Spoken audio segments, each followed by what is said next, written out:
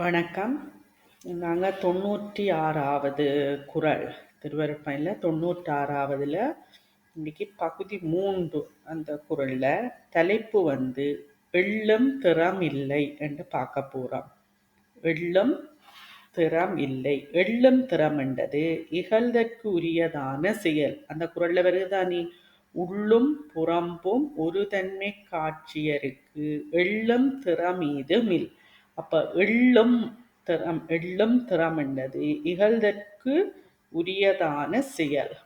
அப்ப எள்ளும் திறம் இல்லை என்றா இகழ்தற்கு உரியதான செயல் இல்லை. அத என்னென்று அந்த தலைப்பில என்ன விளக்கம் கொடுக்கிறாருன்றத பார்க்கலாம். மலம் நீங்காத நமக்கு நிலையற்ற பொய்ப்பொருளாகிய உலகப் பொருள்களே புலப்படும்.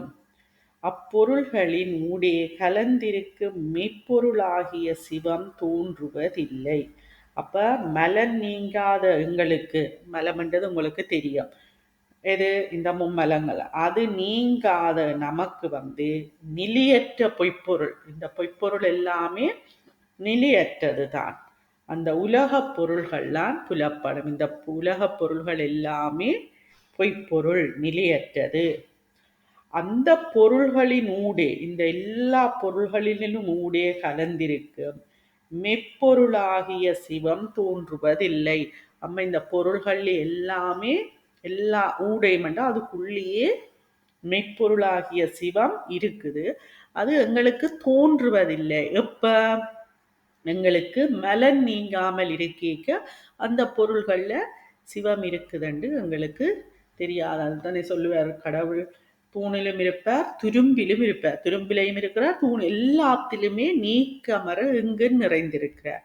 ஆனால் எங்களுக்கு அது புலப்படாது. ஏன்? நமக்கு மலம் நீங்காதபடியா இந்த பொய்ப்பொருள்லாம், உலகப் பொருள்லாம் எங்களுக்கு புலப்படுது. அடுத்து, பொய்ப்பொருளை காணாது அதில் கலந்திருக்கும் மெய்ப்பொருளாகிய இறைவனை காணுதல் வேண்டும். அதுதான் அறிவு என்று தெளிவுறுத்துகிறார் வள்ளுவர். அப்ப வள்ளுவரும் என்ன சொல்றார்? இந்த பொய்ப்பொருளை காணாமல் அதில கலந்திருக்கிற, எதில? அந்த பொய்ப்பொருள்ல கலந்திருக்கிற இறைவனை, மெய்ப்பொருளாகிய இறைவனை காணுதல் வேண்டும். அப்ப அதுதான் அறிவு என்றும் சொல்றார். அந்த குறள் எப்பொருள் எத்தன்மை தாயினும் அப்பொருள் மெய்ப்பொருள் காண்பது அறிவு. இதுதான் அந்த குறள், அறிவு. அம்முறையில் சீவன் முத்தர் மாயா காரியமாகிய பொய்ப்பொருளை பற்றாது அவற்றில் கலந்திருக்கும் சிவம் ஒன்றையே கண்டு நிற்பர். அப்ப இந்த முறையில இந்த குறள் சொல்லிச்சுன்னு அந்த அதுவும் திருவள்ளுவர் எடுத்து சொல்லி இருக்கிறார். அப்ப இந்த முறையில சீவன் முத்தர் மாயா காரியம் ஏன்னு சொல்றேன்டா, மாயேன்ற காரியம் அதில இருந்து வந்ததுதான் தனு கரண புவன போகம், எல்லாமே அழியும் பொருட்கள். அப்ப இந்த மாயா காரியமாகிய பொய்ப்பொருளை பற்ற மாட்டார்கள். ஆறு? சிவம், ஜீவன் முத்தர். அதில் கலந்திருக்கும் சிவம் ஒன்றையே கண்டு நிற்பர். அப்ப இந்த மாயா காரியமான பொருட்கள், தனிகரண பொருள் எல்லாத்திலையும் என்ன? அதுல கலந்திருக்கும் சிவம் ஒன்றையே கண்டு நிற்பர். யாரு? ஜீவன் முத்தர், சீவன் முத்தர்கள். அதுக்குத்தான் சீவன் முத்தர் மாயா காரியமாகிய பொய்ப்பொருளை பற்றாது, அந்த பொருளை பற்றாது அவற்றில் கலந்திருக்கும் சிவம் ஒன்றையே கண்டு நிற்பர். அதை பற்ற மாட்டினோம், ஆனால் அதில் கலந்திருக்கும் சிவம் ஒன்றையே கண்டு நிற்பர். அவருக்கு உலகமே சிவமாய் தோன்றும். அவர்களுக்கு உலகமே சிவமாய் தோன்றும். ஆதலால் எப்பொருளிடத்தும் அவர்க்கு விருப்பேனும் வெறுப்பேனும் நிகழ்தல் இல்லை. அப்ப உலகமே அவர்களுக்கு சிவமாய் தோன்றும். அதனால எந்த பொருளிடத்திலையும் இது வெறுப்பு இது விருப்பு என்று பார்க்கவே மாட்டினான். அதான் சேக்கிழார் புராணத்துல வருதன்னு நினைக்கிறேன். அதுல தான் இருக்கு, என்னது? ஓடும் செம்பொன்னும் ஒப்பவே நோக்குவர். ஓடும் செம்பொன், எங்களுக்கு தான் இது ஓடண்டு அறிவாம், பொன்னண்டு இதை தூக்கி பெட்டிக்க வைப்பான். அவர்களுக்கு ஓடும் செம்பொன்னும் ஒரே மாதிரி தான் இருக்கும் எல்லாம். அதிலே இவர்கள் என்ன செய்யணும்? சிவத்தையே காணுவினான். இவர்கள் சிவத்தைத்தான், அதிலேயும் அவர்களுக்கு சிவம்தான் தெரியும். அப்போ இத்தனை படிநிலை இருக்குன்னு பாருங்க. அவர்கள் எவரையும் வெறுக்க மாட்டார்கள். யாரு? இந்த சீவன் முத்தர்கள் எவரையும் வெறுக்க மாட்டார்கள். பிறர் தமக்கு தீங்கு செய்தாலும் அதை பொருட்படுத்த மாட்டார்கள். பிறர் தமக்கு தீங்கு, மற்றவர்கள் இந்த சீவன் முத்தர்களுக்கு தீங்கு செய்தாலும் அதை பொருட்படுத்த மாட்டார்கள். நாங்களண்டா ரியாக்ட் பண்ணுவோம். விரல் தவறுதலாக கண்ணை குத்தி விடுகிறது, அதற்காக விரலை நறுக்கி எறிகிறோமா?